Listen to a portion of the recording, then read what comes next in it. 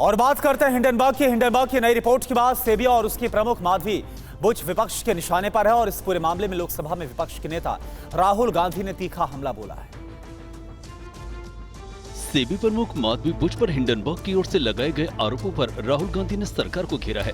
राहुल ने आरोप लगाया कि सेबी अध्यक्ष माधवी बुच के खिलाफ लगे आरोपों से संस्था की प्रतिष्ठा धूमिल हुई है। उन्होंने सवाल पूछा कि निवेशकों की कमाई डूबी तो उसका जिम्मेदार कौन होगा। Savings of millions of Indians, hard earned, honestly earned savings are at risk. It is therefore imperative that this matter is investigated. Retail investors, honest investors, pensioners have three questions. The first, why has Chairperson Madhavi Buch not resigned? Second, God forbid something were to go wrong and investors were to lose their money. Who is responsible? Is the Prime Minister of India responsible? Is Madhavi Buch responsible? Or is Mr. Adani responsible? Rahul Gandhi ने ये भी कहा कि मामला पहले ही supreme court में है। अब गंभीर आरोप लगने के बाद क्या सुप्रीम कोर्ट इस मामले में भी स्वतः संज्ञान लेगी। समाजवादी पार्टी अध्यक्ष अखिलेश यादव ने सोशल मीडिया प्लेटफॉर्म एक्स पर लिखा, सेबी की ऐतिहासिक जांच होनी चाहिए क्योंकि सेबी का इतिहास ही ऐसा रहा है कि वो कभी सही मायनों में निवेशकों का संरक्षक व सहारा नहीं बना। सेबी प्रकरण की गहन जांच भारत की अर्थव्यवस्था के लिए जरूरी है। 10 अगस्त को आई हिंडनबर्ग रिपोर्ट में सेबी चीफ माधवी बुच और उनके पति पर मॉरिशस और बरमूडा में चोरी छिपे निवेश का आरोप लगाया गया है। रिपोर्ट में ये भी कहा गया है कि सेबी के चेयरपर्सन की उन ऑफशोर कंपनियों में हिस्सेदारी रही है जिनका इस्तेमाल अडानी ग्रुप की कथित वित्तीय हेराफेरी में हुआ था।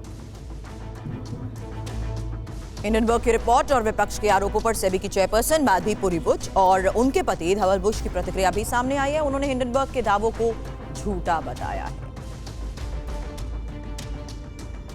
बुच दंपति ने कहा कि अमेरिकी फर्म हिंडनबर्ग रिसर्च सेबी की विश्वसनीयता पर हमला करने और अध्यक्ष का चरित्र हनन करने की कोशिश कर रही है।